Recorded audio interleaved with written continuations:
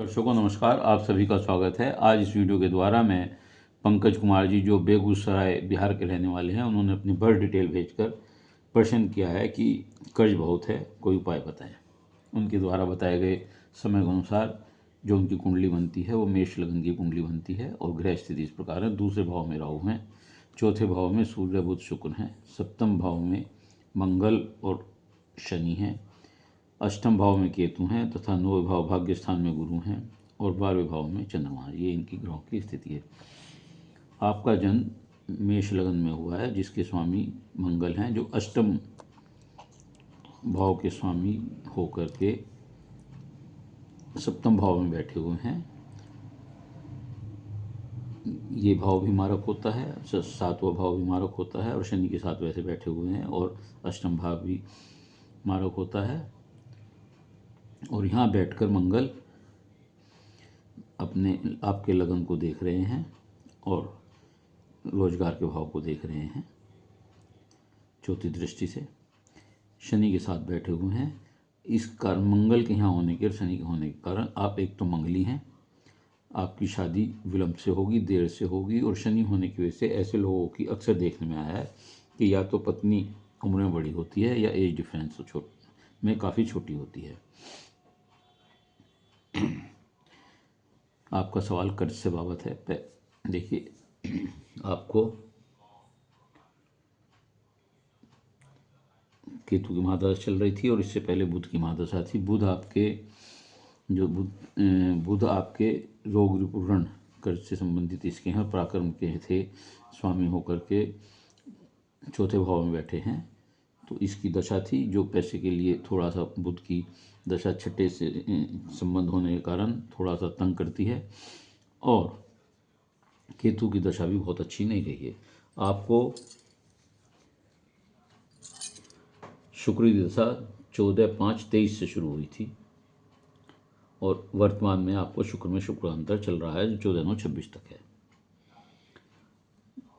देखिए, राहु दूसरे भाव में बैठ करके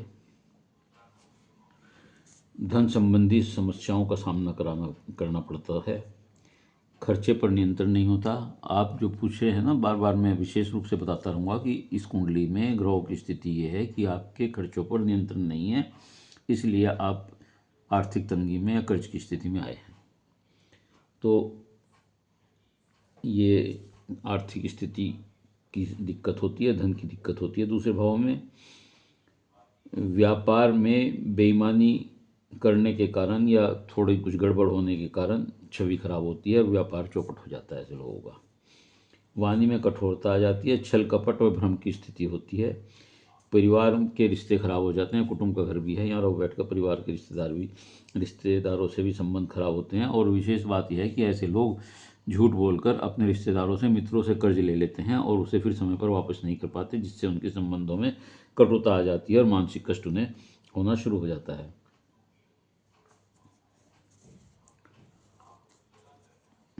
इसके लिए आप क्या करें? आप एक तो ईमानदार रहें, कम से कम झूठ बोलें, कम से कम कर्ज लेने की कोशिश करें, रिश्तेदारों से, मित्रों से मिलकर संबंधों को ठीक करने की कोशिश करें, उनमें विश्वास पैदा करें।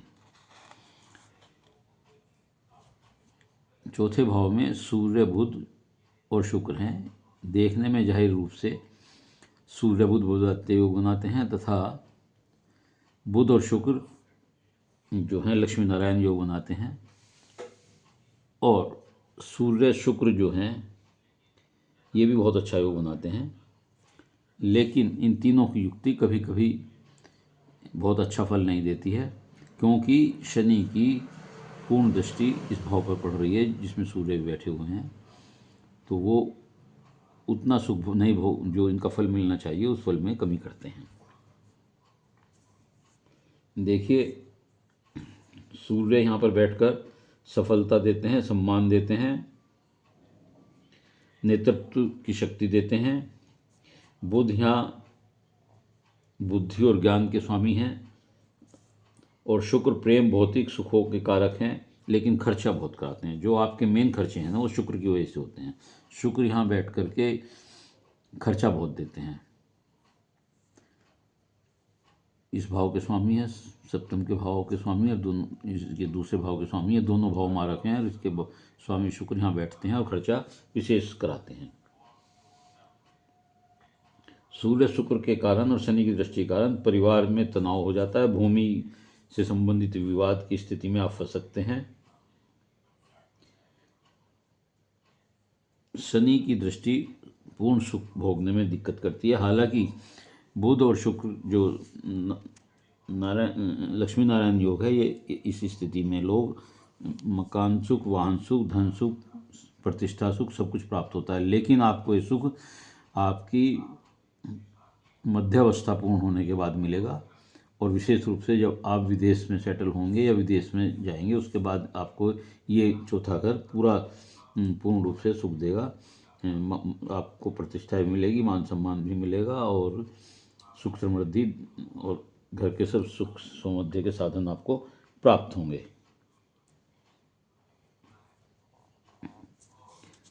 देखिए, मंगल और शनि सप्तम भाव में षडाष्टक योग बनाते हैं और यह युक्ति जो शनि मंगल की है वे विवाह में, साझेदारी में, रिश्तों के लिए चुनौतीपूर्ण होती है। साझेदारी और इनमें संघर्ष, परिवार में गृहस्थ में संघर्ष कठोर विपरीत परिस्थितियों को पैदा करते हैं जो आपको सामना उनका करना पड़ता है। व्यापार में नुकसान होता है, वैवाहिक जीवन में शुभ नहीं होता, दाम्पत्य जीवन में उथल पुथल मचती है जहाँ शनि मंगल यहाँ साथ में हो। शनि से मान प्रतिष्ठा को भी ठेस पहुंचने की संभावना रहती है। स्वास्थ्य समस्या, हड्डी में और नसों की समस्याएं आपको हो सकती है। रोजगार में भी दिक्कत पैदा हो सकती है।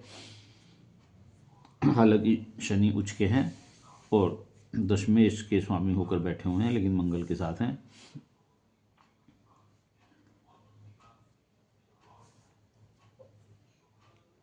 तो इसमें जो है शनि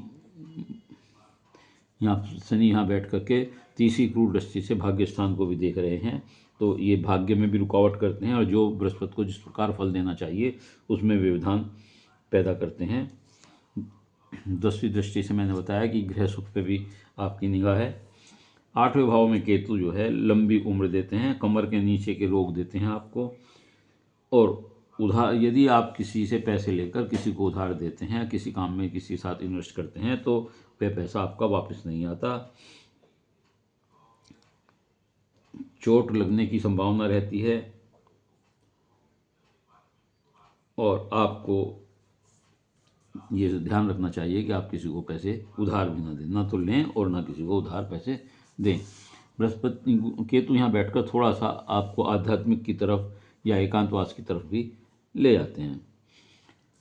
देखिए, राहु दूसरे भाव में है, 8वें भाव में केतु हैं। इनकी युक्ति से क्या होता है, जीवन में उतार चढ़ाव, धन की चिंता बनी रहती है, झूठ बोलकर, धोखा देकर जो आप संबंधों खराब करके धन लेते हैं वो वापस नहीं कर पाते, मानसिक उत्पीड़न आपका रहता है, खर्चे इतने हो जाते हैं, बढ़ते हैं आपके कि आप उन्हें वापस नहीं कर सकते। आपको राय दी जाती है कि आप नशे से दूर रहें, अन्यथा आपकी स्थिति बहुत ख़राब हो सकती है। ज़रूरी नहीं कि आप नशा करते हो, लेकिन आपको बताया जाता है कि किसी वजह से परेशानी में आकर आप नशे का सेवन करने लगें तो उससे दूर रहें, इससे कोई फ़ायदा नहीं होगा। 42 वर्ष के बाद आपकी ग्रहों के अनुसार आपकी स्थिति में सुधार आएगा। जो परेशानियां आप झेल रहे हैं उनमें कमी आएगी। केतु के 8वें भाव में होने से अज्ञात भय मन में हमेशा बना रहेगा। शिव जी की शरण में आप जाएं, शिव जी का रुद्राभिषेक करें तो लाभ होगा आपको इन परेशानियों से। ससुराल पक्ष से आपकी अनबन रहेगी।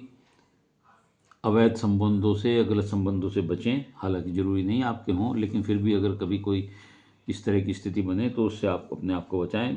तंत्र मंत्र से भी आपको बचाएं, क्योंकि तंत्र मंत्र में ऐसे लोग काफ़ी पैसा बर्बाद करते हैं। चरित्र को नियमित रखें। एकांत में रहना आप लोग पसंद करते हैं। केतु यहाँ परेशानियों को देखते हुए आदमी में एकांतवास, संन्यासवास, मोक्ष की तरफ का रुझान पैदा कर देता है, जो डिप्रेशन की स्थिति में भी आदमी को ला देता है। गुरु 9th भाव में, इनका प्लेसमेंट गुरु का 9th भाव में बहुत सुंदर है। बस कमी यह है कि शनि इन्हें तीसरी क्रूर दृष्टि से देख रहे हैं। ऐसे लोग अच्छी शिक्षा प्राप्त करते हैं, विदेश जाने का मौका इन्हें मिलता है, व्यक्ति परिवार अच्छा होता है इनका जहाँ जन्म लेते हैं, संतान उत्तम होती है, सुयोग्य होती है, तीर्थ यात्राएं बहुत करते हैं ऐसे लोग।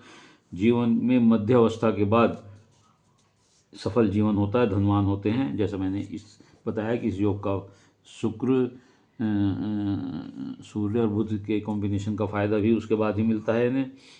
भाग्यशाली होते हैं, उत्तरार्ध में सफल होते हैं, विदेश जाकर ही भाग्योदय होता है। ऐसे लोगों का चंद्रमा 12वें भाव में है।